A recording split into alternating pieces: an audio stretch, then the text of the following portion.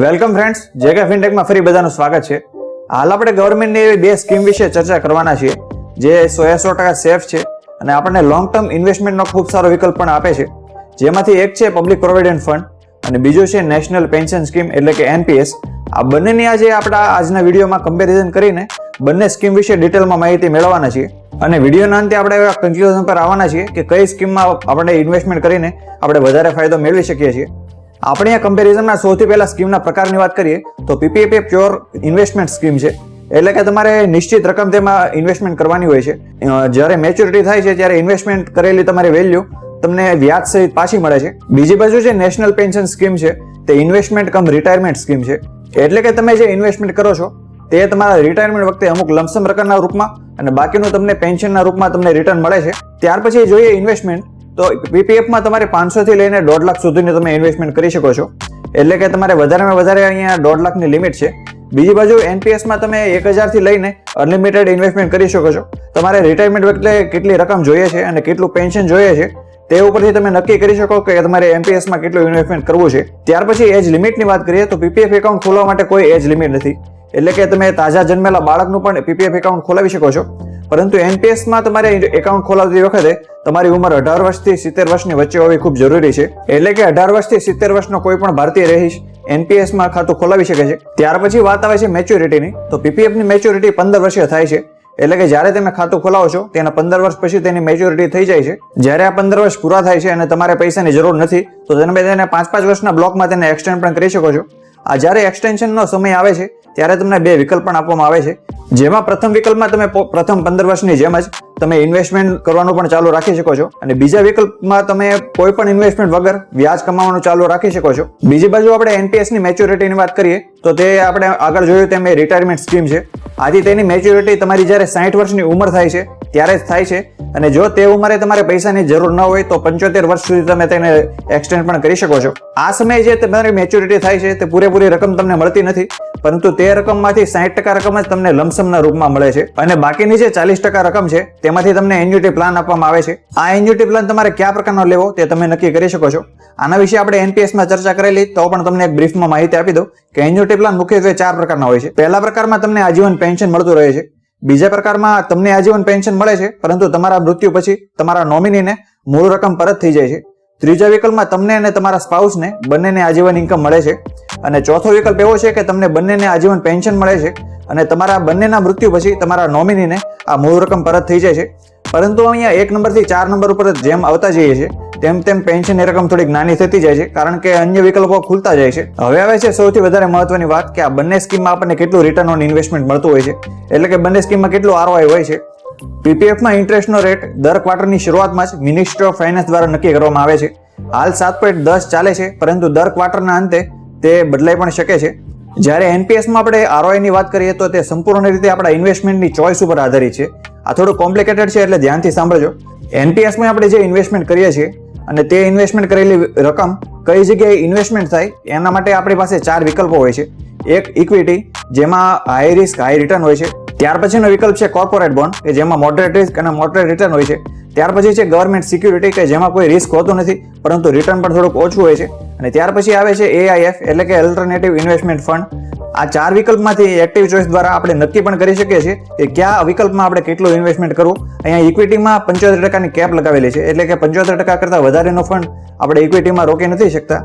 ત્યાર પછી એમાં ઓટો ચોઇસ પણ આપવામાં આવે છે જેમાં જાતે નક્કી થાય છે આપણી ઉંમર પ્રમાણે કે કયા વિકલ્પમાં કેટલું રોકાણ કરવું. ઓટો ચોઇસમાં પણ બીજી 3 ચોઇસ આપવામાં આવે છે. આ બધી ચર્ચા આપણે આ વિડીયોમાં નહીં કરીએ. આના માટે આપણે એક સ્પેશિયલ NPSનો વિડીયો પણ બનાવેલો છે. તે તમારે જાણવું હોય તો વિડીયોમાં આ વિડીયો પૂરા થયા પછી તમને એન્ડ સ્ક્રીનમાં પણ આપી દઉં છું. જો તમે આપણી ચેનલ જેકે ફિનટેકને હજુ સુધી સબસ્ક્રાઇબ ન કરી હોય તો સબસ્ક્રાઇબ કરીને ફટાફટ બેલ આઇકન દબાવી દેશો કે જેથી આવા જ માહિતી તમને વિડીયોની નોટિફિકેશન તમને સરળતાથી મળી શકે. આપણે ફાઇનાન્સ ક્ષેત્રના અલગ અલગ વિષયો તે પછી ઇન્વેસ્ટમેન્ટ હોય, પર્સનલ ફાઇનાન્સ હોય કે પછી ટેક્સેશન હોય, આ બધાના વિડીયો આપણે દર અઠવાડિયે અપલોડ કરતા હોઈએ છીએ. આથી તમે જો સબસ્ક્રાઇબ કરીને બેલ આઇકન દબાવેલું છે તો તમને તરત નોટિફિકેશન મળી શકશે. હવે આપણે વાત કરીએ ટેક્સ બેનિફિટની તો જે PPF છે તે EEE સ્કીમ છે. એટલે કે તમે જે 1.5 લાખનું ઇન્વેસ્ટમેન્ટ કરો છો તે ATCમાં તમને તેનું ડિડક્શન મળી જાય છે. જે તમે ઇન્ટરેસ્ટ કમાવો છો તે પણ સંપૂર્ણ રીતે ટેક્સ ફ્રી હોય છે અને જ્યારે મેચ્યોરિટી થાય છે ત્યારે જે આપણને રકમ મળે છે તે પણ સંપૂર્ણ એક્ઝેમ્પ્ટેડ હોય છે. બીજી બાજુ આપણે NPSની વાત કરીએ તો એમાં 1.5 લાખ સુધીનું ડિડક્શન આપણને ATCCD 1 હેઠળ મળે છે અને બીજું એક્સ્ટ્રા 50,000નું ડિડક્શન આપણને 80CCT1B હેઠળ પણ મળે છે. આથી આપણે અહીંયા 2 લાખનું ડિડક્શન મેળવી શકીએ છીએ. પરંતુ જ્યારે મેચ્યોરિટી થાય છે ત્યારે જે 60% આપણને લમસમ કોર્પસ મળે છે તે તો સંપૂર્ણ એક્ઝમ્પ્ટેડ હોય છે, પરંતુ જે પેન્શનના રૂપમાં મળે છે એન્યુટી પ્લાનમાંથી તેના ઉપર આપણે ટેક્સ પ્રમાણે ટેક્સ આપવાનો થાય છે. આમ એનપીએસમાં આપણને ટેક્સ બેનિફિટ વધારે મળે છે, કારણ કે આપણે જ્યારે જૂની રેજીમાં રિટર્ન ભરતા હોઈએ ત્યારે 2 લાખ સુધીનું આપણે અહીંયા ડિડક્શન મેળવી શકીએ છીએ, જે ટેક્સમાં ખૂબ મોટો બેનિફિટ આપણને કરે છે. ત્યાર પછી આવે છે વિડ્રોલની વાત, કે આપણે મેચ્યોરિટી પહેલા કઈ રીતે વિડ્રોલ થઈ શકે છે. તો પીપીએફના કિસ્સામાં 3 થી 5 વર્ષના ગાળામાં તમે 50% બેલેન્સ ઉપાડી પણ શકો છો અને 25% તમે લોન પણ મેળવી શકો છો. અને જ્યારે 5 વર્ષનો સમયગાળો પૂરો થાય છે ત્યાર પછી તમે 3 વર્ષ પહેલાની બેલેન્સ, જ્યારે 31 માર્ચની જે બેલેન્સ હોય છે તે તમે ઉપાડી પણ શકો છો વર્ષમાં એકવાર.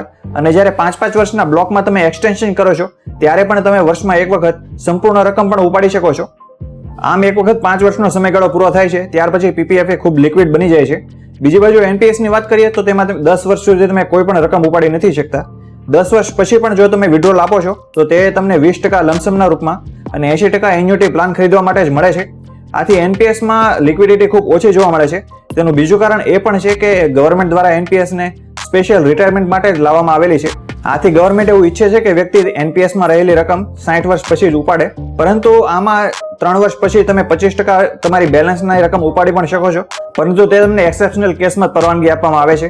જેમ કે તમારા પરિવારમાં કોઈને ગંભીર બીમારી થઈ જાય છે, તમારા સંતાનને ઉચ્ચ અભ્યાસ માટે તમારે વિદેશ મોકલવો છે, અથવા તો તેના લગ્ન માટે કોઈ પૈસાની જરૂર છે, અથવા તો તમે નવા ઘરની ખરીદી કરવા માંગો છો, અથવા તો બાંધકામ કરવા માંગો છો, તો આવા અમુક એક્સેપ્શનલ કેસમાં તમને 25% રકમ ઉપાડવાની પરવાનગી મળે છે, પરંતુ તે પણ આખી લાઈફ સાયકલ દરમિયાન 3 વખત જ મળે છે. હવે આપણે વાત કરીએ કેલ્ક્યુલેટરની. સૌથી પહેલા આપણે પીપીએફ કેલ્ક્યુલેટરની વાત કરીએ, જેમાં આપણે એક 35 વર્ષના વ્યક્તિનું ઉદાહરણ લઈએ છીએ, જે દર વર્ષે 1.5 લાખ રૂપિયા ભરે છે પોતાની 60 વર્ષની ઉંમર સુધી, એટલે કે 25 વર્ષ સુધી તે ઇન્વેસ્ટમેન્ટ કરે છે.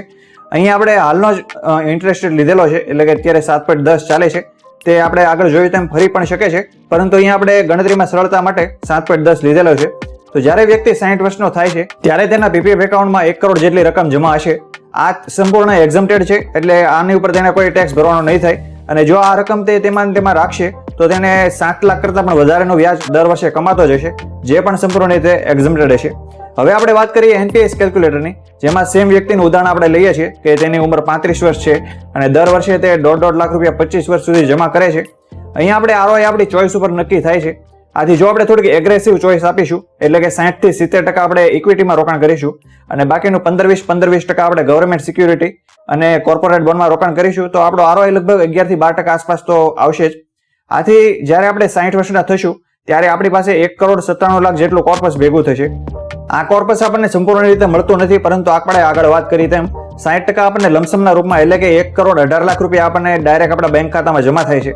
અને બાકીના 40% રકમ, એટલે કે 78,80,000 જેટલી રકમનો આપણને એન્યુટી પ્લાન આપવામાં આવે છે, જેમાં આપણે હમણાં વાત કરી તે પ્રમાણે તેનો પ્રકાર આપણે સિલેક્ટ કરી શકીએ છીએ. પરંતુ મોસ્ટ ઓફ અત્યારની વાત કરીએ તો લગભગ 7.5 થી 7% જેટલું રિટર્ન આપણને મળતું હોય છે. આથી લાઈફ ટાઈમ આપણને 46,000 જેટલું પેન્શન માસિક ધોરણે આપણને મળતું રહેશે. હવે આ બંને કેલ્ક્યુલેટર જોયા પછી બધાના મનમાં એવો સવાલ થયો છે કે આપણે પીપીએફમાં શા માટે ઇન્વેસ્ટમેન્ટ કરવું, કારણ કે એનપીએસમાં પીપીએફ કરતાં વધારે આપણને કોર્પસ પણ મળે છે અને આપણને આજીવન પેન્શન પણ મળે છે. પરંતુ અહીંયા એક બાબત ધ્યાનમાં લેવી ખૂબ જરૂરી છે કે એનપીએસમાં જે ઇન્વેસ્ટમેન્ટ થાય છે તે અહીંયા આપણે 11% આરઓઆઈ એટલા માટે લીધેલો છે કે એકદમ એગ્રેસિવ ચોઈસ આપણે આપેલી છે. આથી અહીંયા આપણે માર્કેટની ચઢાવ ઉતારની ખૂબ વધારે અસર થાય છે. બીજી બાજુ પીપીએફ એ એક પ્રકારનું ડેટ ઇન્વેસ્ટમેન્ટ છે, જેમાં એક નિશ્ચિત વ્યાજ દર આપણને મળે છે એફડીની જેમ જ. પરંતુ હું તો એમ કહીશ કે એફડી કરતાં પણ આપણને અહીંયા વધારે રિટર્ન મળે છે. એનું કારણ એ છે કે આપણે અહીંયા જે ઇન્ટરેસ્ટ કમાઈએ છીએ એના ઉપર આપણે કોઈ ઇન્કમ ટેક્સ આપવાનો થતો નથી. એટલે કે જો આપણે ટેક્સ એડજસ્ટેડ રિટર્ન જોઈએ તો આ લગભગ 8% આસપાસ થવા આવે છે. આથી એફડી કરતાં પણ સારો વિકલ્પ છે. આથી એનપીએસ અને પીપીએફમાંથી ક્યાં આપણે રોકાણ કરવું તે આપણા ઉદ્દેશ ઉપર આધારિત છે. એટલે કે જો તમે રિટાયરમેન્ટનું વિચારી રહ્યા છો અને ખૂબ તમારો ટાઈમ ઓરિજિન લાંબો છે તો તમે એનપીએસમાં રોકાણ કરી શકો છો. અને જો તમે ટૂંકા ઓરિજિનમાં રોકાણ કરવા માંગો છો કે તમારે 3 થી 5 વર્ષ પછી પૈસાની જરૂર પણ પડી શકે છે, તો તેના માટે પીપીએફ તમને વધારે લિક્વિડિટી આપે છે. આથી તમે તેમાં ઇન્વેસ્ટમેન્ટ કરીને તમે ટેક્સ ફ્રી ઇન્કમ જનરેટ કરી શકો છો. આમ બંને સ્કીમના પોતપોતાના ફાયદા અને મર્યાદા છે. આથી તમે ચોક્કસપણે એવું નહીં કહી શકો કે એક સ્કીમ સારી છે બીજાના પ્રમાણમાં. પરંતુ અહીંયા પીપીએફમાં તમને લિક્વિડિટી વધારે મળે છે, એક નિશ્ચિત વ્યાજ દર મળે છે અને ટેક્સ ફ્રી ઇન્કમ મળે છે. બીજી બાજુ એનપીએસમાં તમારે થોડુંક વધારે રિસ્ક લેવું પડે છે. સાથે સાથે તમને લિક્વિડિટી પણ ખૂબ ઓછી જોવા મળે છે. આથી તમે તમારા ઉદ્દેશ પ્રમાણે તમે આમાં ઇન્વેસ્ટમેન્ટ કરી શકો છો. બંને સ્કીમ સારી છે. જો આ બંને સ્કીમ વિશે તમે ડિટેલમાં માહિતી મેળવવા માંગતા હોય તો એન્ડ સ્કીમમાં તમને હજી પીપીએફ અને એનપીએસ નો પ્રોપર આખો વિડીયો તમને જોવા મળશે, તેના ઉપર તમે જઈ શકો છો. હું આશા રાખું છું કે એનપીએસ અને પીપીએફ ની જે આપણે કમ્પેરિઝન કરી તે તમને ખૂબ મદદગાર થઈ છે.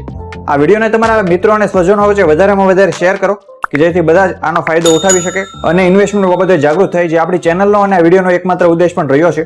હવે મળશું એક નવા ફાઇનાન્શિયલ વિડીયો સાથે, નવા ફાઇનાન્શિયલ ટોપિક સાથે. ત્યાં સુધી જો તમે આપણી ચેનલ જેકે ફિનટેકને સબસ્ક્રાઇબ ન કરી હોય તો સબસ્ક્રાઇબ કરીને ફટાફટ બેલ આઇકન દબાવી દો અને નોટિફિકેશનમાં ઓલમાં સિલેક્ટ આપી દો, આથી નવા વિડીયોની નોટિફિકેશન તમને સરળતાથી મળી શકે. હું વિદાય લઉં છું એનપીએસ અને પીપીએફ ના વિડીયો સાથે. ત્યાં સુધી બધાને have a good day, have a prosperous day. Thanks for watching. જય હિન્દ, જય શ્રી કૃષ્ણ.